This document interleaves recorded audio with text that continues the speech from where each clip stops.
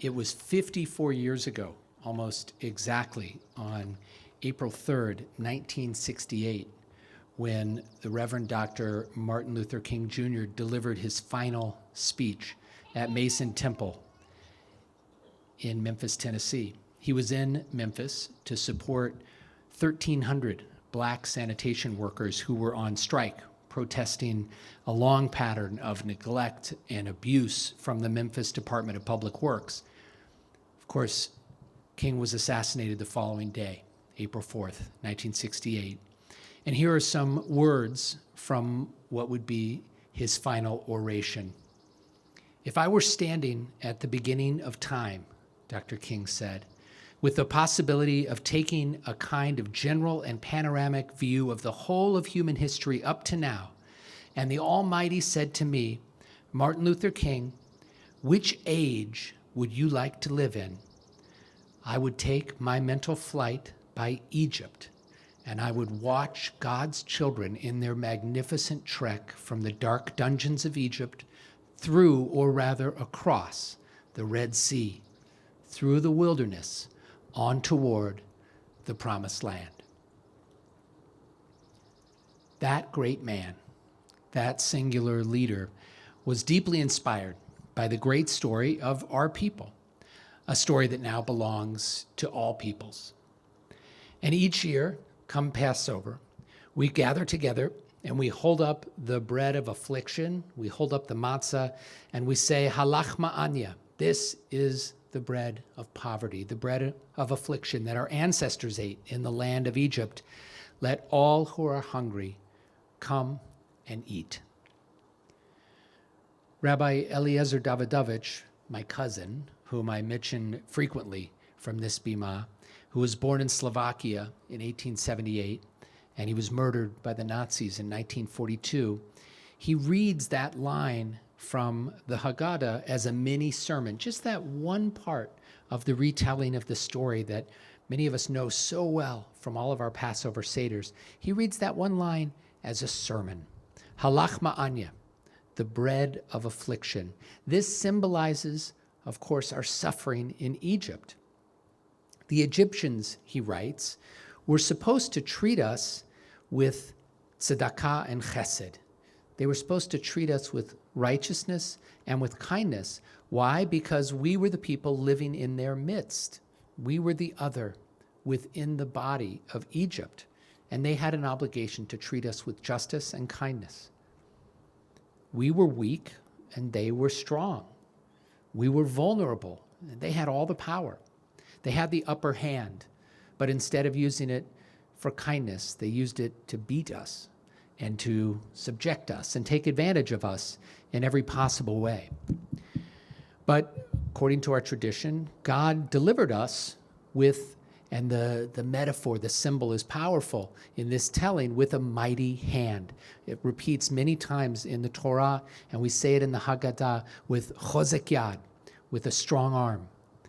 Now, why does the text tell us, and this is my cousin's insight, why does the text tell us repeatedly that God uses this chozek yad? Now, a later commentary from, not from my cousin, but from the Torah itself, Maimonides will come to say that anytime you read anything in the Torah that suggests that God has a body or that God is, a warrior, we always read that as a metaphor.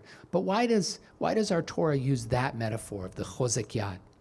And this is my cousin's insight. He says it comes to teach us about the mistake that the Egyptians made.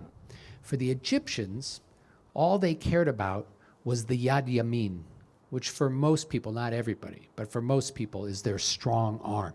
So the chozek yad is a reminder that the Egyptians misunderstood power because they thought about power in terms of physical might. Power was the ability to do what they wished to those who had less power. And so because this type of power was all the Egyptians understood, God decided to bring us out of Egypt using chozek yad. It is what our rabbis call midah keneged midah, an example of measure for measure, type of Jewish concept of karma almost. And so as we lift up the matzah at our Seder, we are holding up that symbol of our affliction and degradation, and then we add the all-important words which end that statement. We say, this is the bread of affliction, but how does it end? We say, let all who are hungry come and eat. And that's the insight. In some ways, that's the totality of the Jewish insight about how to live our lives. We're supposed to use our power to take care of others, especially the poor and the weak, especially those who live in the shadows. And when we do that, then we'll truly merit to be L'shana Haba'a B'nei Chorin. Then we can be free. And it's also a re-understanding or a rethinking of what power is, but also a rethinking of what freedom is. To be free is to be able to respond to the obligation to help others and to care, especially for those who are most vulnerable. And so the Seder is teaching us something profound and radical about power and about freedom. True power is not brute force or political strength.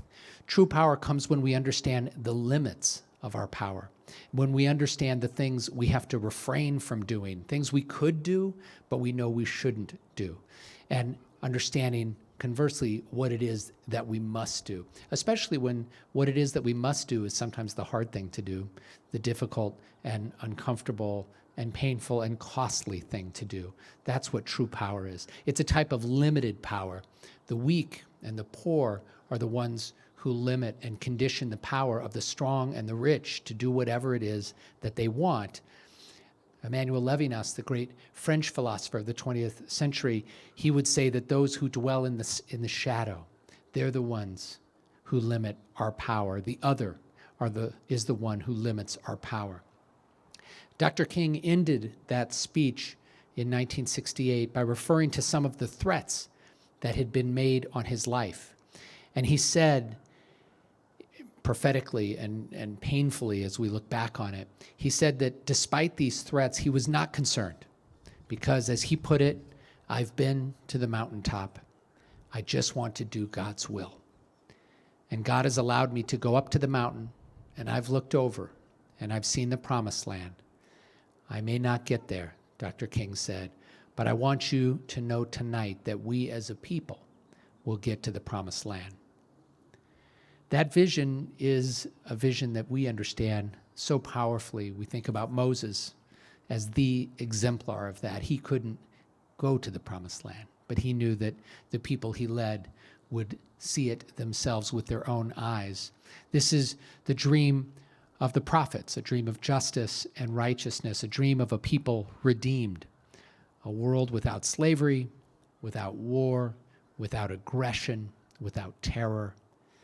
Our burden and our task each and every day is to be a force of redemption in the world. And our job is to look inward, to remember our own story, our own oppression, our own affliction, and then, and this is the critical point, not to stew in that and dwell in that and live in that, but to use that memory and that experience to change the way we behave outwardly, to invite all those who are in need, who are hungry physically and who are hungry intellectually and hungry spiritually, to invite them in. So we remember our affliction, but it's all for the purpose of trying to make a difference in the world. There is oppression all around. There are pharaohs and tyrants who use their power to take advantage of the weak and the vulnerable. The story we tell every year at our Passover Seder is meant to inspire us to action. And I'm so proud when we think about an example of this in the last couple of months. I'm so proud of the way our community has responded to the crisis in Ukraine. In addition to making it possible for more than 150 refugees to find their way to safety and freedom in Israel. And if you go onto our website, if you haven't seen it, you can see such powerful and beautiful videos and photos of people making that journey. This week, we got a wonderful photograph sent to us from Moldova, an entire shipment of Passover food, 16 tons, in fact, of Passover food was shipped to Moldova so that refugees, Jewish refugees who've fled Ukraine, can have a Passover Seder in dignity. We've also been supporting the JCC of Krakow as they work to care for refugees who are teeming into Poland. And in Israel, we witness with horror the uptick in terrorism in recent weeks. 3 people were killed just yesterday. And we reach out to our families and our friends there with love and support. We advocate on Israel's behalf in Washington and through our networks of friends.